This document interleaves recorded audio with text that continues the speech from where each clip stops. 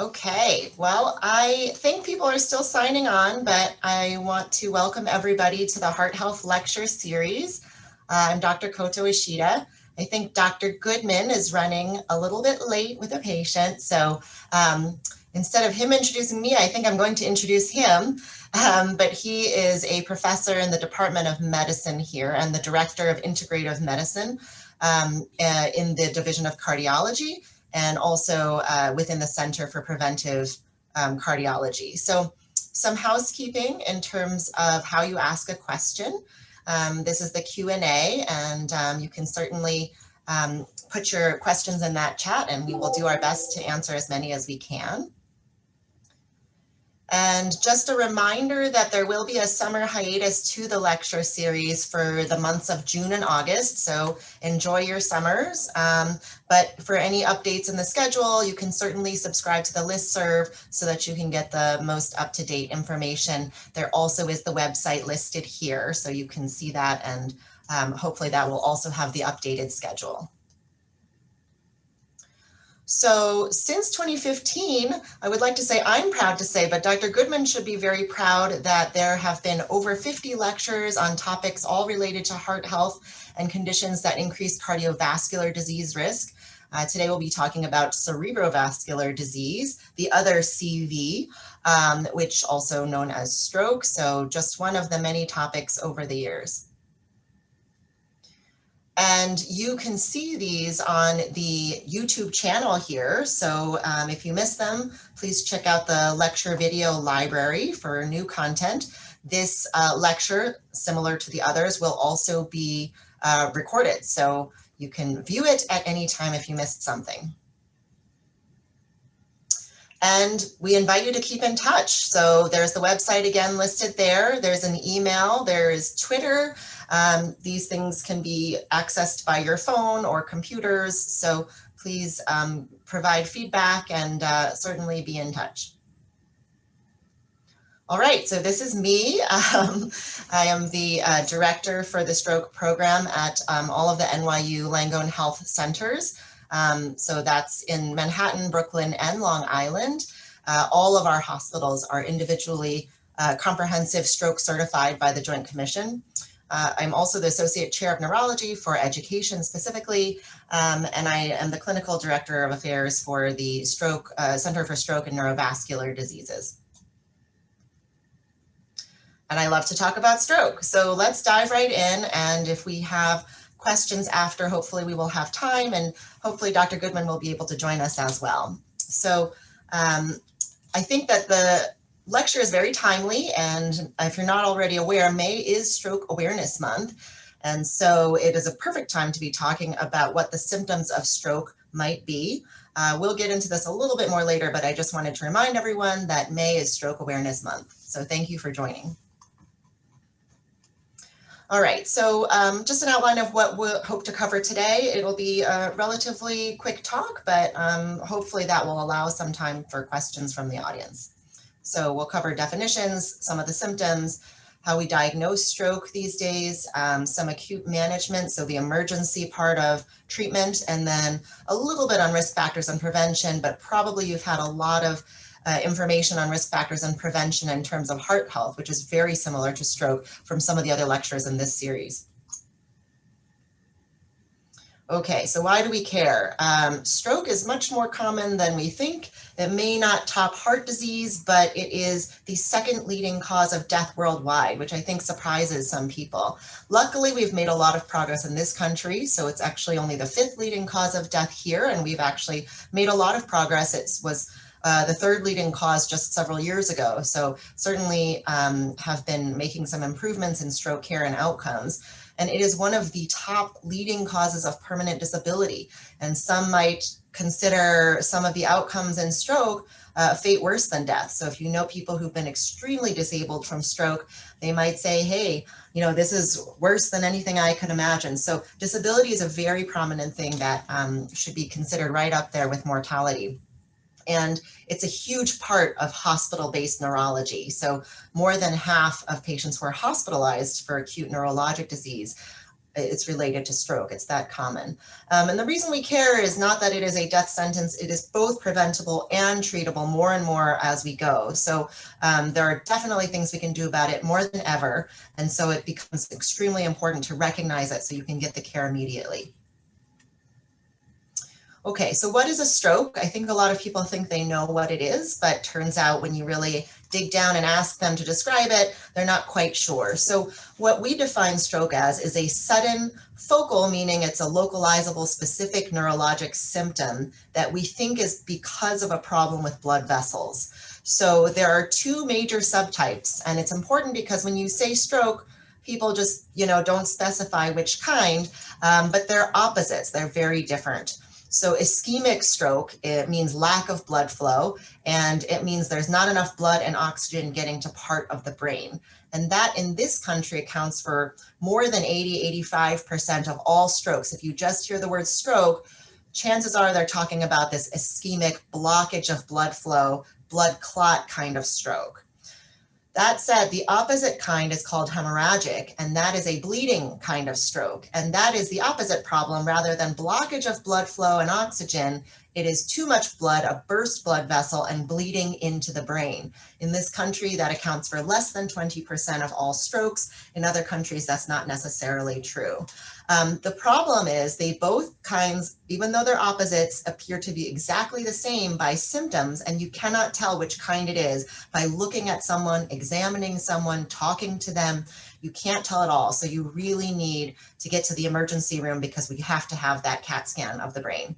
But the commonality between them is that the symptoms are super, super sudden. So not a lot of things cause such sudden symptoms, neurologic symptoms like stroke. Really, we're talking about 1 second you're fine, the next second you're not. You could pinpoint the time you had the symptoms, that they started, what were you doing, or you woke up with symptoms you did not go to sleep with. So sudden onset is the hallmark no matter what the symptoms, even though the list of symptoms is quite long, and we'll talk about that in a second here. So I think it's important to mention TIA, which many of you probably have heard of. It stands for transient ischemic attack. So that ischemic, that I, is the same as the kind of stroke we talked about with the blockage of blood flow and the blood clots and not enough oxygen. So that one is the main kind, and that is, in this case, just a temporary blockage. Okay, attack just means it's very sudden, as we talked about with stroke. Some people will colloquially call this a mini stroke, but technically, by the standard definition, it is not a stroke, and there isn't any evidence of permanent injury or damage to the brain, and the blood flow is restored fast enough on its own that you don't end up having any permanent injury. So the symptoms are the same, the risk factors are the same, the workup is the same, everything is the same, except that luckily the outcome is great, and we don't need to do anything to help restore the blood flow. But the risk factors are the same. So there's nothing to prevent you from having not only another TIA or a full-blown permanent stroke with, injury and disability if we don't identify the causes and treat them.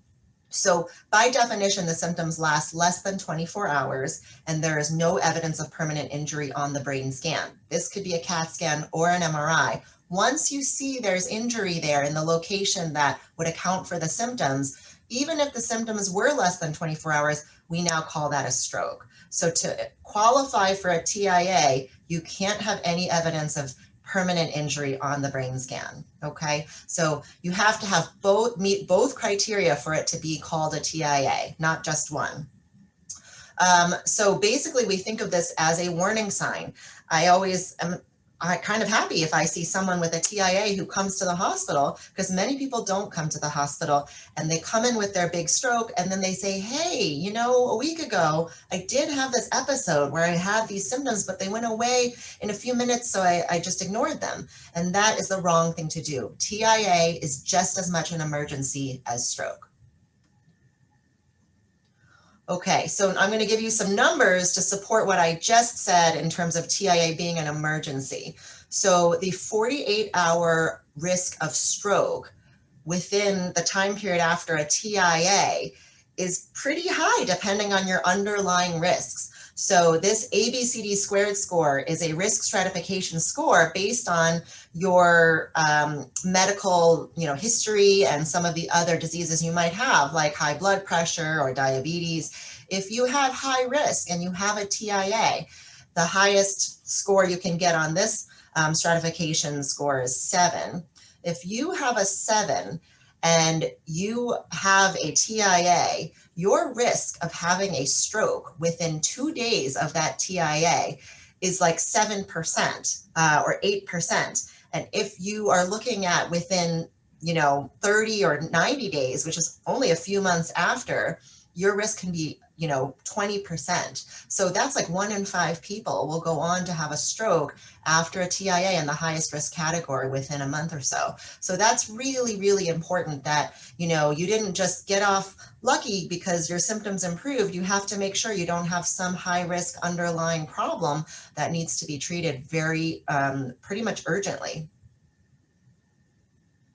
So what are some of the clinical symptoms? I think that, if Dr. Goodman was here, I would joke, and I will joke anyway, that the cardiologists have it easy. They have, chest pain, maybe some shortness of breath, you feel a little dizzy, maybe it goes down your arm, and that's it. You're a little sweaty, you might be having a heart attack. Everybody knows that. Everybody knows you should be going to the hospital because it's an emergency.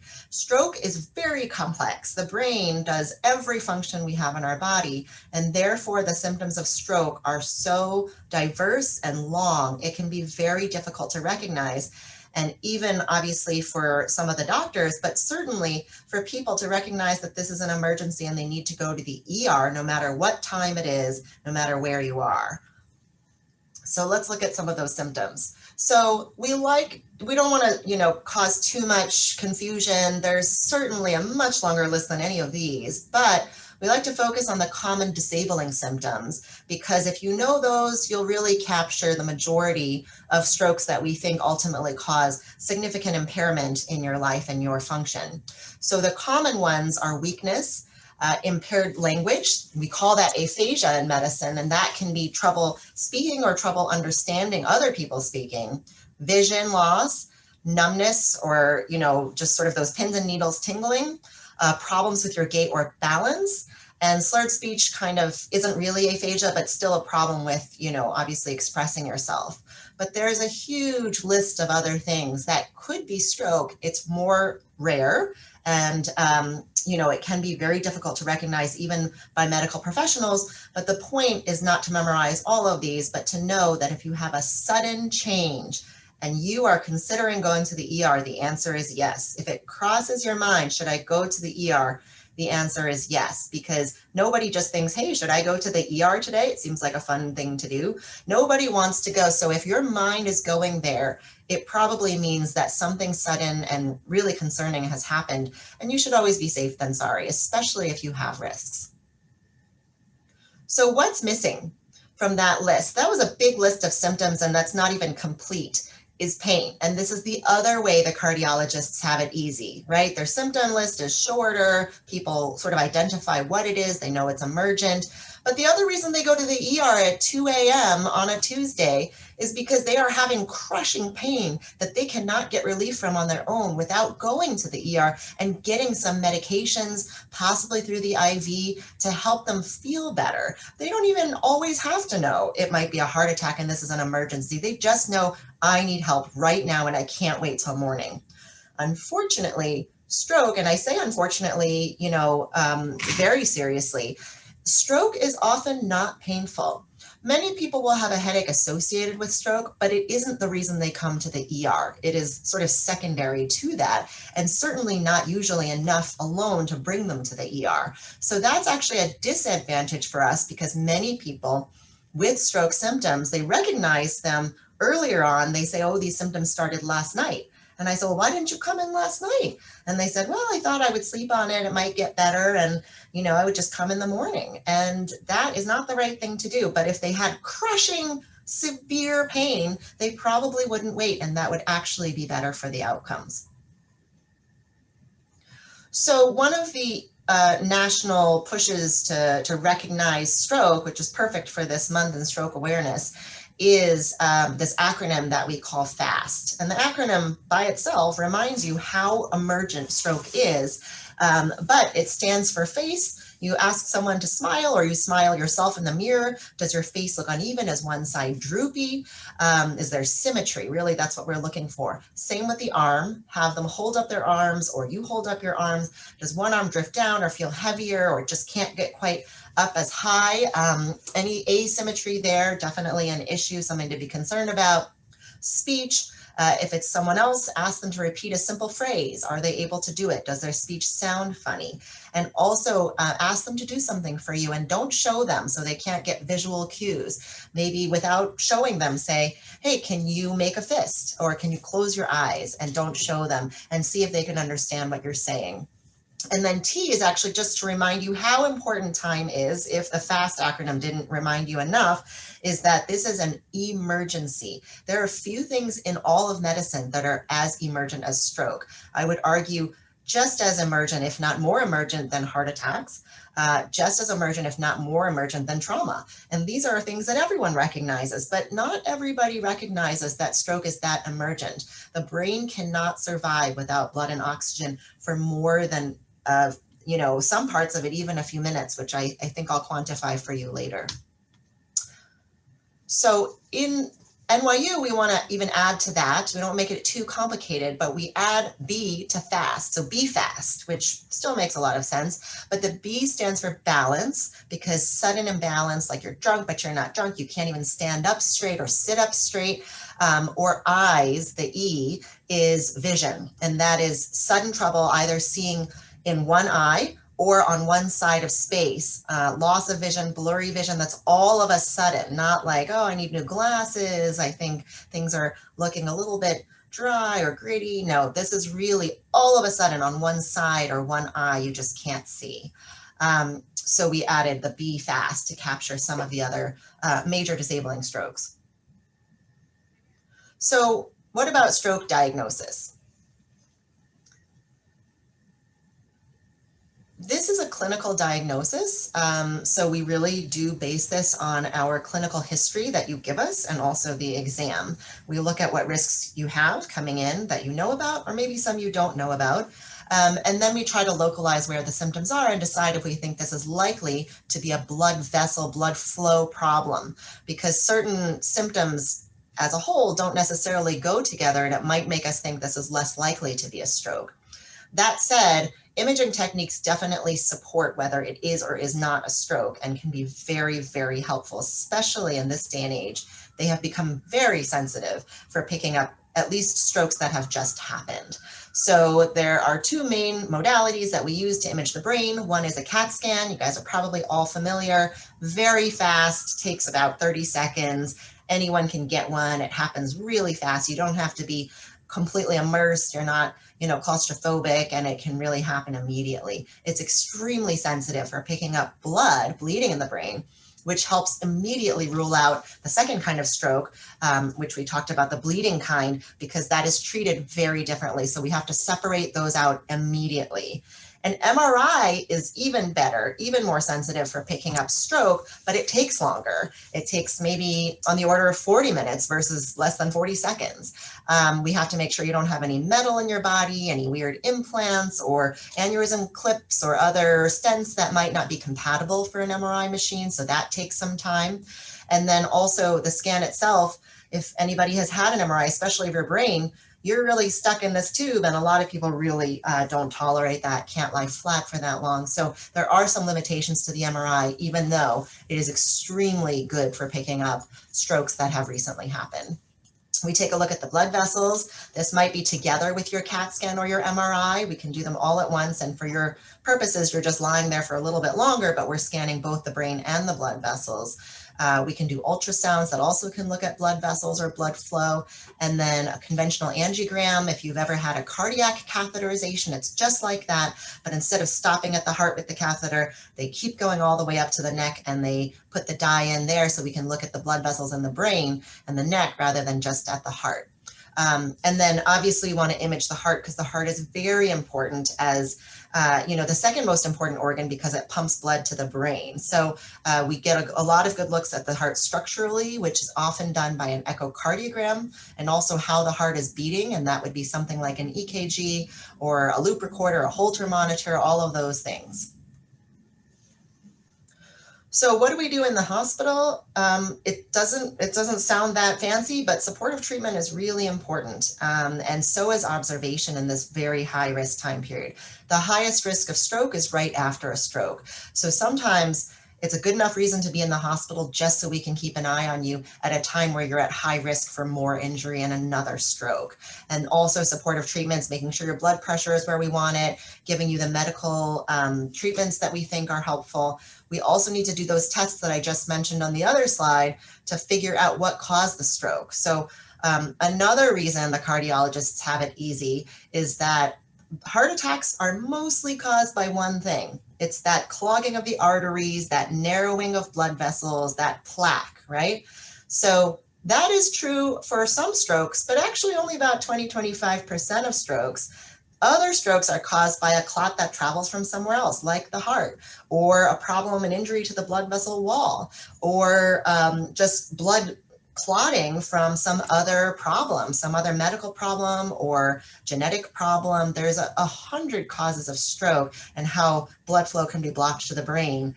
Less so in heart disease. It's really mostly that atherosclerosis. Hold on. Sorry, I think I had some technical difficulties. All right, I think I'm back. But if there's a problem, let me know. Someone, please. Okay.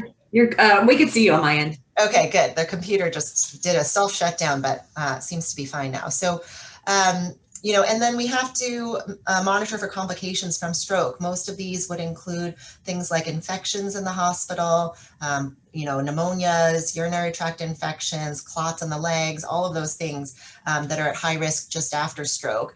And then also providing a lot of counseling and education, not just for patients, but for their families, for stroke recognition, for new medications, for some different lifestyle changes. And some people may not be disabled from their stroke, but some people might be physically disabled. And so rehabilitation, whether it's inpatient rehab or home physical therapy, occupational therapy, speech therapy, these are very important services that you can only really get set up from the hospital. You can't go to inpatient rehab from home. You can only come from the hospital to go to inpatient rehab. So it's a reason to be admitted to the hospital. And then obviously just connecting you to the right people in the right places for outpatient appointments, much easier done from the hospital than from home by yourself. So this is kind of what I was talking about for the different causes of stroke. I'm sort of putting it in terms, I think, hopefully anyone can sort of see and visualize, but you can see that this thrombotic stroke is kind of what I was talking about for what happens in heart disease. You get this clogging of the arteries, you see all this gross yellow plaque that's really made up of cholesterol and other things, and it causes significant narrowing of the blood vessel, and so blood can't flow as well, and really not enough blood can eke through there. You can also have one of these plaques rupture, it becomes unstable, and actually clot can form on top of it and block off the flow altogether. So this is what I kind of call clot in residence. The problem is at the site itself, at the blood vessel, and blocking the blood flow that blood vessel provides to that part of the brain. So the problem is really in situ and right there. It lives there. So embolic is the opposite. So you could have the most pristine, beautiful, clean, open blood vessels with 0% narrowing. And you could have a clot that started out maybe, let's say, in your heart and got pumped up and blocked off an open blood vessel. So that is what we call embolic or an embolism. And you can think of it as a traveling clot. It didn't start there, it doesn't live there, it just got there somehow, okay? It got shot up there by the heart pumping it up there. Or a piece of this little gross plaque in one of the blood vessels lower down, like in your neck, broke free and lodged somewhere else in your brain, and that can still cause big problems. So it doesn't have to be a problem with your blood vessels themselves in stroke like it usually is in heart disease. Okay, so now let's shift gears to talk about some of the emergent treatments that are now available. And really, this whole field of stroke has just completely overhauled over the last 5 to 10 years, believe it or not. So even 10 years ago when I was training, we were learning about different things.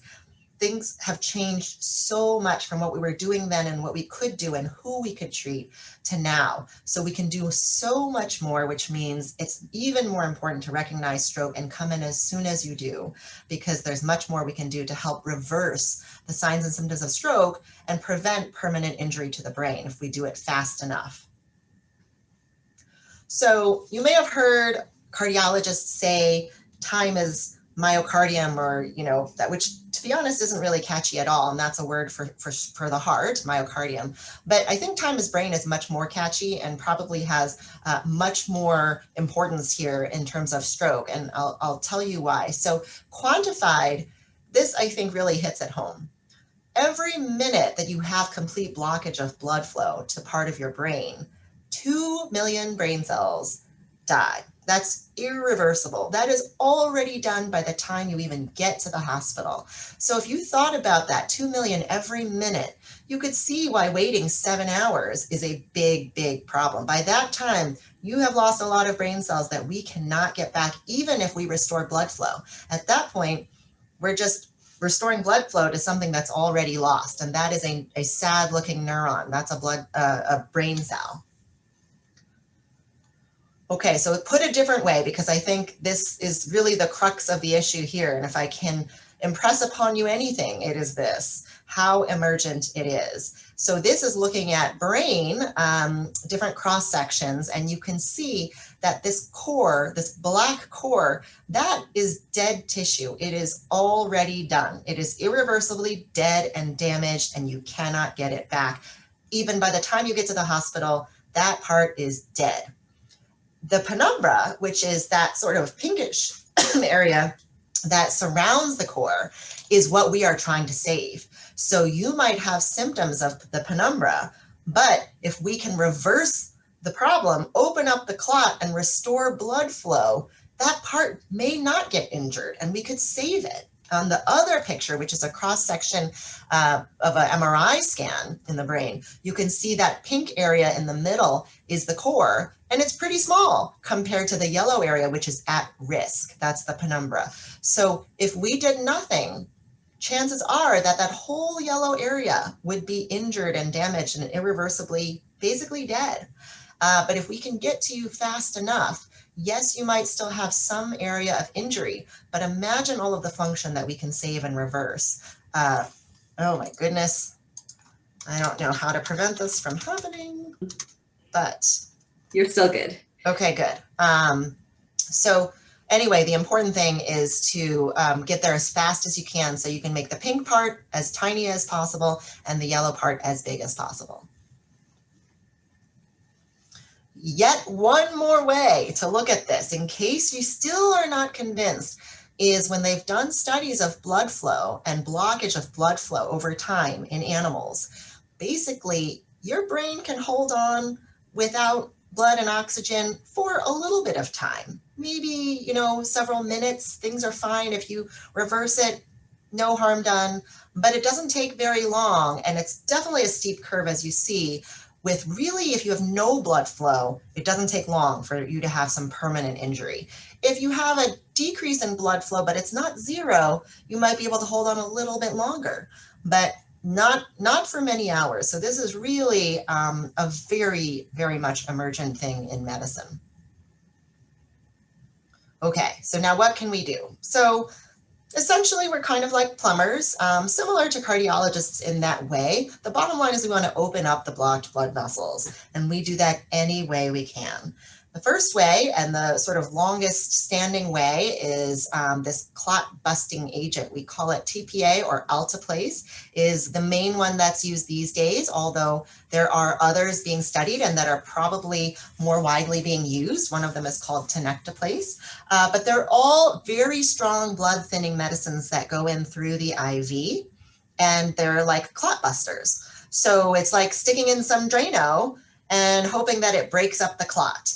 As any of you know who have used Drano, it sometimes works great, but not 100% of the time. So it's good that we have other options. Like Mario here who's holding the plunger, there are other ways that we can mechanically open up the blockage and dislodge clots. They all are very limited by time, most of all, but also who can get them. There are ways, people who it would not be safe to give it to. And the only important thing you need to know is don't let time be your enemy. If you have a reason not to be able to get this medicine, you know, we'll figure it out and we will make sure we're giving it to you safely. But time is the one thing you can do. So if you don't get to the hospital enough, even if you would be a candidate for some of these treatments, we can't give it to you because the timing is already too late. And then it can cause more harm than good. So 4.5 hours is, you know, for most people is what we use as the cutoff in terms of when you were last known to be well. So that doesn't actually mean, this is probably, I need to change the slide. It says symptom onset, but that's not really the best way to put it, because you might wake up at 7 a.m. and notice that your right arm and right leg are a little bit weak, but that doesn't mean that 7 a.m. is the number we use. Frequently we'll use the time you were last known to be well, because it could have happened any time in the middle of the night. And if it's been more than 4.5 hours, it could be dangerous to give you some of these treatments. So it really is the time that you were last known to be well by yourself or by someone else. So we really try to dig deep and find out. So don't wait. And obviously there are risks to a very strong blood thinning medicine, a clot buster, most notably bleeding, because we're trying to break up the clot and thin the blood, but obviously there is a risk to that as well. So it's our job to figure out who we can safely give the medicine to and who is a candidate for the medicine. Okay, so this is kind of a schematic that we often use. This is just within the 3-hour window. The sooner you give the medicine, the better. So we can give it up to 4.5 hours, but we really prefer not to. The best outcomes by far are when it's given early as possible. So don't wait. But this just shows you if we had 100 people who had stroke that otherwise are candidates for the medicine and came in within 3 hours of, you know, when they were last known to be completely well, you can see the dark green guys will get basically back to their normal, which really no disability, no significant disability, can do everything else they were going to do before, no major change in their life. The light green guys are definitely better than if they had not gotten the medicine, but not completely back to normal. All the little white dudes there are basically the same. They did not benefit from the medicine, but they were not harmed by the medicine. So, you know, all is a wash, but we tried and, you know, they're no worse for the wear, but didn't get much better. The red guys at the bottom, the two light red guys, are worse than they would have been if they didn't get that medicine. And the little dark red guy is severely disabled or died from getting that medicine who wouldn't otherwise have. So you can see that there is risk, but in the right selected patient, there's definitely much more support for recovery for getting it. So it's our job to sort of tease out who is the most appropriate person to get this medicine. But your job is just to get to the emergency room as fast as possible. This cannot be given in the office. Okay, so just as we talked about the Drano, it's not always good enough. There are a whole bunch of new technologies that we can just literally go in there and pull out the clot.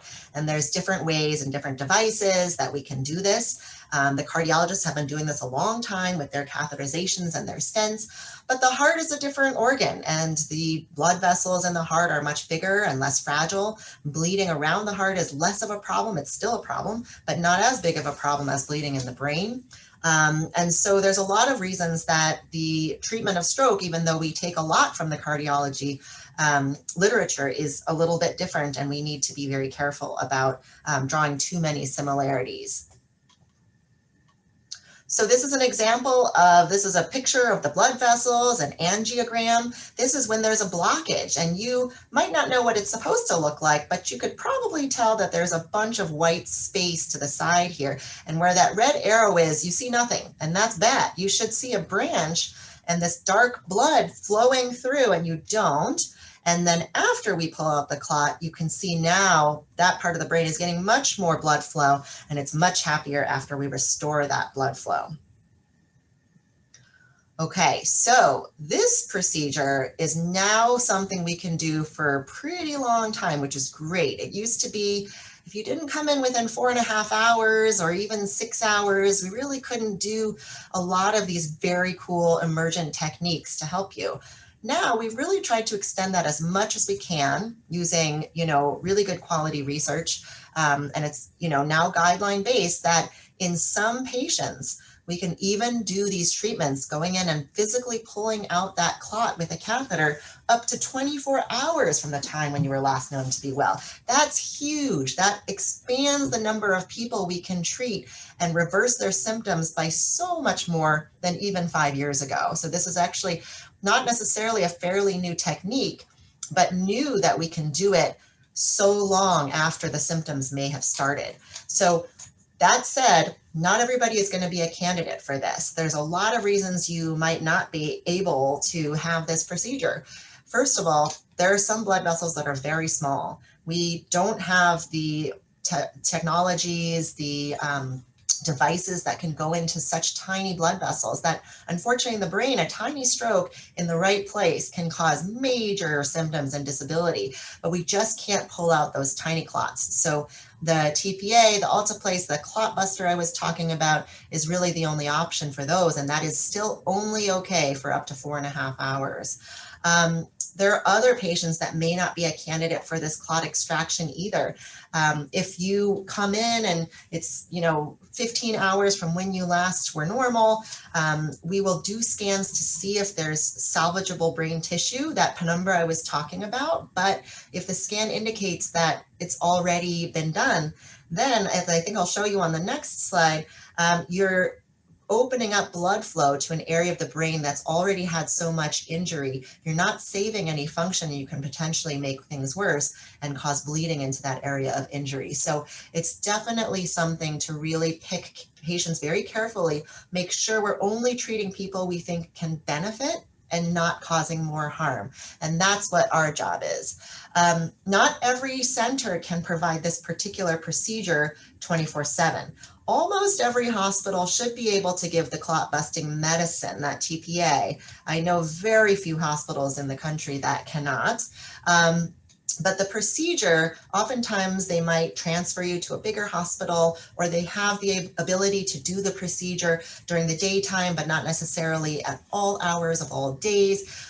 So the best thing you can do is call 911, because the ambulances and around here, FDNY, they know where the nearest appropriate stroke center is, and they can triage you based on what they think is going on. So that is one of the many reasons to call 911 if you think it's possible you or someone around you could be having a stroke. So even though we can treat people up to 24 hours now, which is wonderful, on an individual person-by-person basis, there's no question that the sooner the better. Remember, every minute, 2 million brain cells. So this is really serious. And some people have good helper blood supply and they can hold on a little bit longer. Some don't have that, and maybe they progress a little bit faster. But the best thing you can do for yourself without knowing any of that is get to the hospital as soon as you can.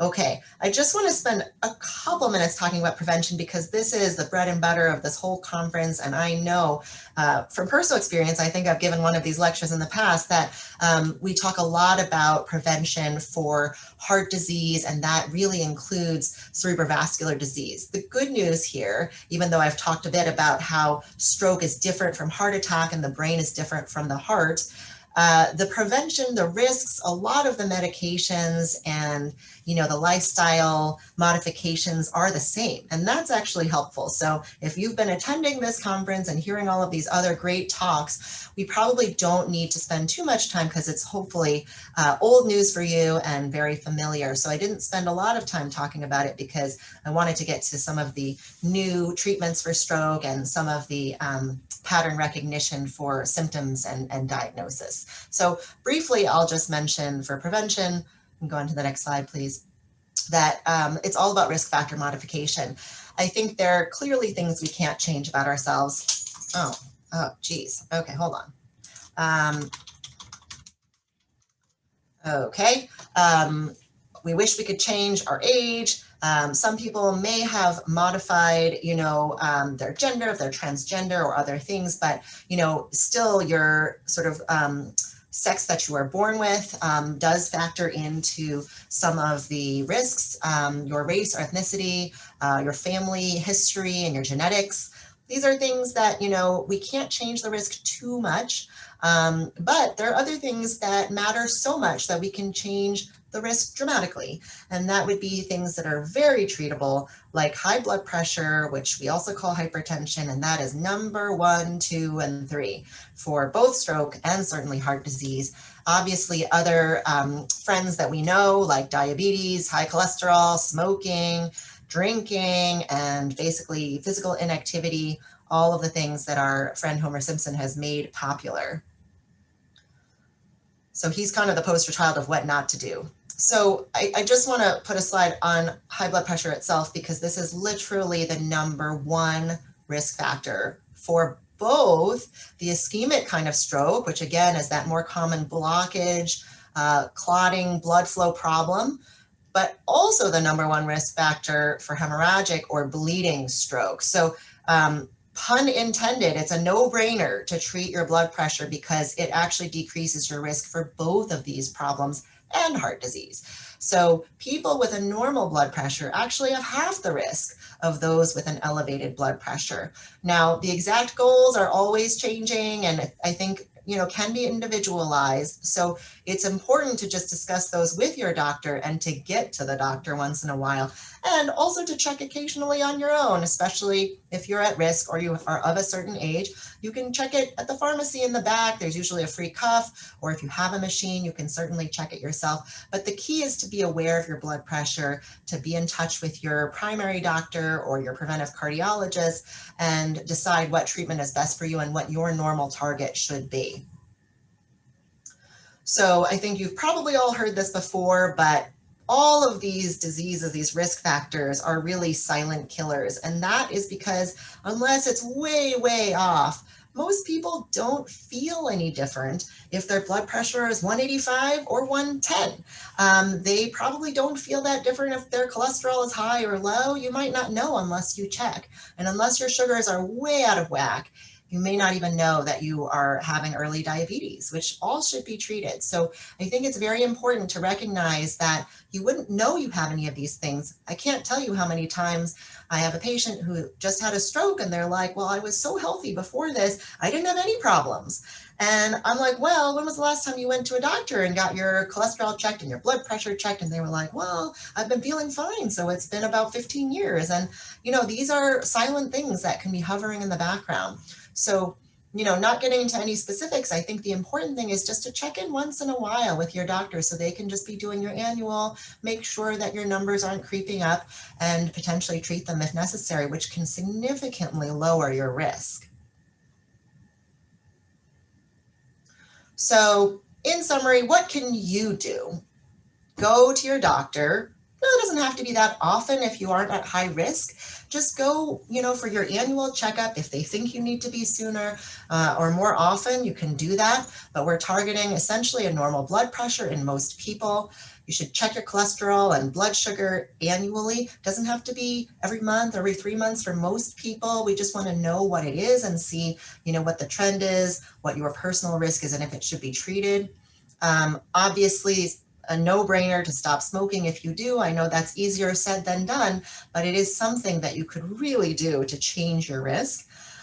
Regular exercise, reasonable diet. I am sure there are lectures about specifics on both exercise and diet. I'm not going to get into that too much because there are there's a lot of literature out there on what diet is better than another and how much exercise is enough. And so I'm not going to get too much into that. Probably the best data within the stroke literature is the Mediterranean diet, which is really high in vegetables and fruits and less in the bad fats, so animal fats and things like that. Some good fats are okay, like olive oil or nuts, and less on the red meats, more on the seafood or other, lower, leaner meats. And obviously when you're being naughty, I tend to be someone who's more a fan of moderation. I don't like to cut anything out completely entirely because I think that's hard to maintain. But you know when you're being naughty, I think most of us do. So keep a reasonable diet. Talk to your not only doctor, your primary doctor, but if you want, you could see a dietitian or nutritionist and they can maybe come up with a plan that's more specific for you. It's helpful to know your own risks, and that means, you know, talk to your family. And if you don't know your family history, that's fine. But if you can find out, you know, see what runs in your family. How old was grandma when she had her stroke? Do you know what kind it was? Does anybody know if he was on a blood thinner? What was, you know, what was the cause? All of those things, and see. And then the most important thing is, you know, again, Stroke Awareness Month, recognize these symptoms not only in yourself, but also others, and know that you cannot go to your doctor's office. They don't have a CAT scanner. They cannot give you these treatments. They will still tell you to go to the ER, and now you've wasted time. You should call 911 and get to the nearest ER. There's reasons to go by ambulance. They can pre-notify us as they do. The whole team is waiting for you in the ER. We don't have to wait for us to get there. They use a separate entrance often to the, you know, emergency room. They can bypass all the triage, and they can stabilize you en route if necessary and cut through traffic. So there's a lot of reasons that you should definitely call 911 if you think you might be having a stroke. This might not be for everything, but for sure, for a possible stroke. And I can't tell you how many people I've met that were recognized by a bystander that didn't even know them. You know, we live in a city where we have a lot of travelers, and someone sees someone at Penn Station or Grand Central and they call 911 on their behalf, and they've saved their lives. Or children have recognized it in their grandparents. So honestly, you know, the more people that know about these symptoms and what to do about it, the better. So pass it along. You know, I think I included some resources. You can go on to the next slide. Well, this is just a look at some of our acute care locations.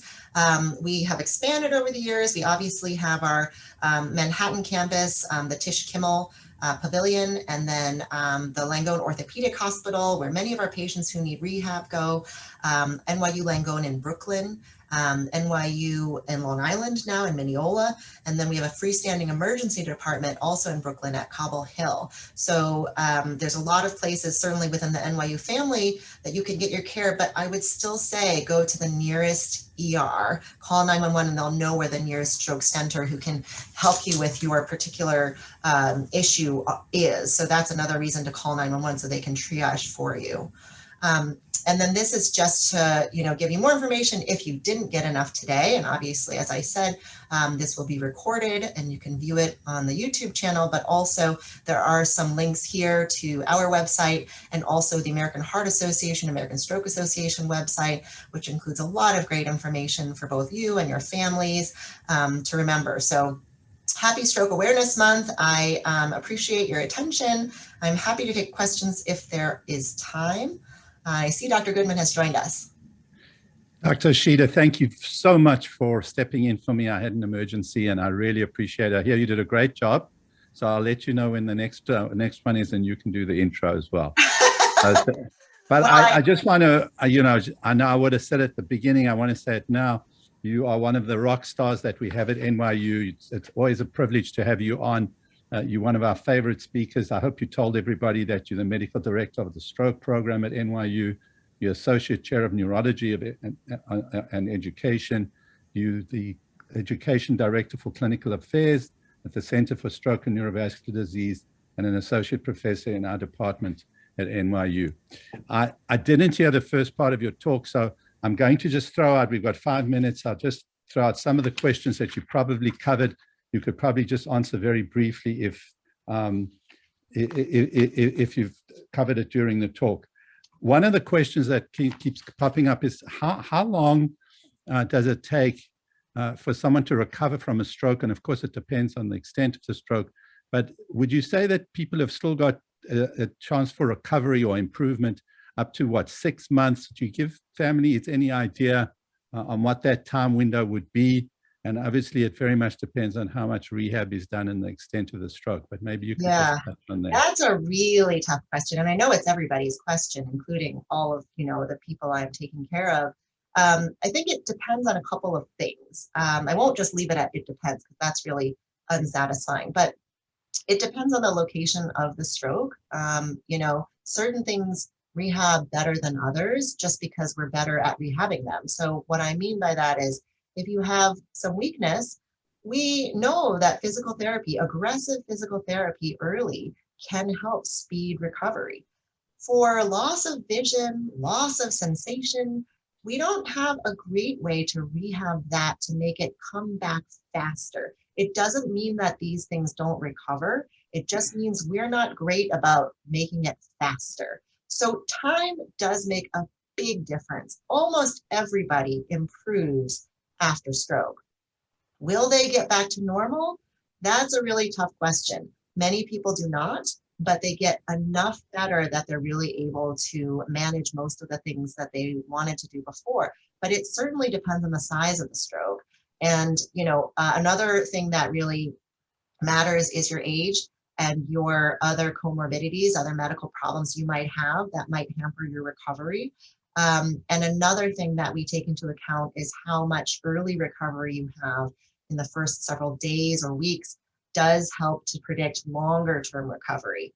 Now, to your question about months, I don't like to put a cap on the period of ultimate recovery, because I have found that when I do that, people get discouraged and they think that, oh, well, it's been 6 months, so now I might as well stop trying because it's not going to get any better. And I have, over the years, had tons of patients who, years out from their stroke, are still seeing improvements, and actually not just I feel a little stronger, but actually functional improvements where, hey, I can do this, and I wasn't able to do that. And I see them, you know, in that time period, once they've had their stroke years ago, I might see them once a year in follow-up or once every 6 months. And so I can really see a difference, and I can see in my note in my exam that they had improved. So I wouldn't say there's a cap, but it's very important to note that recovery slows dramatically with time. So in the beginning, days, weeks, you're going to see maybe a day-to-day change, and you're going to be like, wow, I can lift my arm so much higher today than yesterday. But as you get out to the months, years time frame, you're not going to be looking at a day-to-day or week-to-week improvement.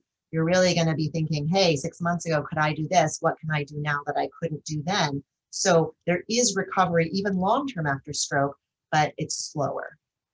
I just remember one anecdotal story of a patient I had in his 50s who had a large stroke related to underlying atrial fibrillation and flutter.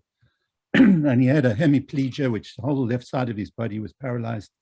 And they told him at the time, the neurologist, you know, the prognosis is not good. You're probably never going to walk again. And he made an amazing recovery.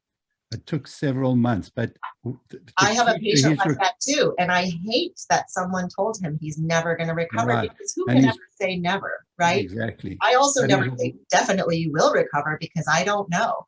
But I had a young patient who unfortunately was in her 20s, and they told her the same thing, and she's back to running, and you know, she does. Right. So we've always got to have hope. Yeah. And also in his case, his wife was so, you know, dedicated to his recovery. She became like his physical therapist. He used to talk about his physical therapists as physical terrorists, because they came in and, you know, he had frequent rehab, and it was really rewarding to see that he made such a massive recovery. Yeah, and there's a reason to put forth the effort early. Exactly. So there's just a question here. You spoke about TIAs, I'm sure, but can someone have a diagnosis of a TIA made after the symptoms? In other words, they come in and they say, I had symptoms a few weeks ago, and that could have been a TIA. Oh, yes, still work them up for it, almost everybody is in that category. Very few people come in with their symptoms present at that moment. We treat those people as if stroke, unless, you know, they're better. So it usually is someone who has got back to fully normal. Most TIAs actually last less than an hour. I know I said it could be up to 24 hours, but most cases are actually very short. And if we're lucky enough that they did come to the hospital after that, their exam, by definition, normal. Their symptoms, by definition, gone. And the scan should not show any permanent injury. So you can imagine how tricky it is to diagnose a TIA. And it really is a clinical diagnosis based on your risk and our clinical judgment of, how you describe what happened to you. And there are some cases where we can't get a good description. It can be very challenging. You missed it, Dr. Goodman, but I made a lot of fun of cardiologists and how easy they have it. And, there are some tests you can do to see if it could be a heart-related problem. Those Right. are not true in stroke, and it's very challenging sometimes to differentiate that. Stroke is a little easier because in most cases, we will see The some signs. injury on the scan, on the brain scan. But a TIA by definition does not show anything on the scan. Okay, so I've got questions here about people, and this is a common thing in cardiology as well, with this tingling in their hands at times, getting lightheaded at times. I'm sure you touched on the fact of when you need to worry about it, but it seems to me you've always got to get checked out if you have a new symptom of.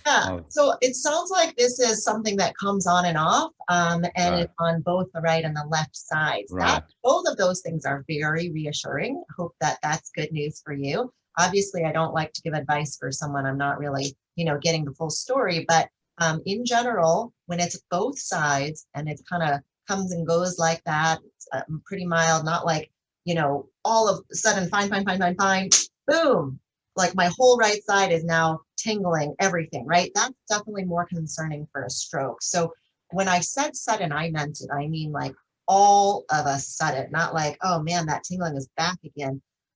It is, you're fine, and then it's just very prominent, and you can pinpoint the minute. Also, symmetry does factor in a lot for stroke. It's not, a hard and fast rule, but it's a pretty good basic rule that if there's asymmetry, that's much more concerning for stroke than something you have on both sides. Lightheaded is very nonspecific and almost always not stroke. Right. Sometimes you can get dizziness that is stroke, but usually people will have this sensation like they're spinning around and they can't even stand up straight. Not that sort of lightheaded, like I might pass out kind of symptom. That often is related to other things, in fact, including some of the heart-related things and blood pressure-related things, but not one of the major symptoms for stroke, which is good news for you. Yeah, and we got a question here from Gopal, who spoke about having high blood pressure in his 20s, very high. He's been on a beta blocker, his blood pressure's been fine. He's 66, and I think his prognosis is excellent. You made the point, hypertension is the one. We're always being very aggressive about treating blood pressure because of the risk of stroke. But the most important thing you can do is have your blood pressure checked, because as you said, it's often silent and people don't realize it. And you can present with a stroke because of risk factors that you didn't know about. In cardiology, I'm always telling patients 80% of heart attacks and strokes are preventable. I've seen with strokes at least 50%, just if we pay attention to the risk factors. I'm just going to end off by saying thank you so much. You know what? You're a fabulous, unbelievable speaker, and just such a breath of fresh air to our department. And I thank you so much for joining us. And I hope we're always coming back to you and for Stroke Month to come and give us the latest update. Well, it is my favorite topic. So hopefully you guys can get more information if you want it from some of the resources we shared. But, if you're worried about yourself personally or a family member, I always encourage you to see someone so they can talk about your individual risk. Okay, thank you so and very share much. What you learned today, please. Yeah, I've just got somebody here going crazy to ask this question, which is, if someone's got a family history of a person who had a stroke in their elderly 70s, 80s, or even a hemorrhagic stroke, does that put them at risk from a stroke? I'm sure you covered that. Yeah, it's a good question. I didn't cover that. I think that stroke is unfortunately so common that if someone in your family had it for the first time in their 80s, it probably doesn't mean that you're a particular risk in your family. Now, if someone had a stroke, 60 or younger, right, it might be a good idea to start looking into what the other risks are. But again, it's the same stuff as heart disease. So I would also ask the question of all your family members, did they have, heart disease or heart attack or something like that in their family at a younger age? Because those to me are sort of sister, problems. And I think that should go together. So if you have someone in your family who's had either heart disease or stroke at a younger age, it's probably a good idea to let your doctor know, hey, I have this running in my family. But if you're concerned, as I said, this is really an individual question, but I would say, you know, similar to something like Alzheimer's, if you have your grandma got it at 90, it doesn't mean that you are at particular risk, because these are just very common with certain ages. Thank you very much, Dr. Ishida. Wish you all a happy summer. We take a hiatus from the programming for 3 or 4 months, and we'll be in touch with you by email, and you all know how to get hold of us. Thank you again, Dr. Ishida, and thanks for doing the intro for me. Of course, take care. Take care. Bye.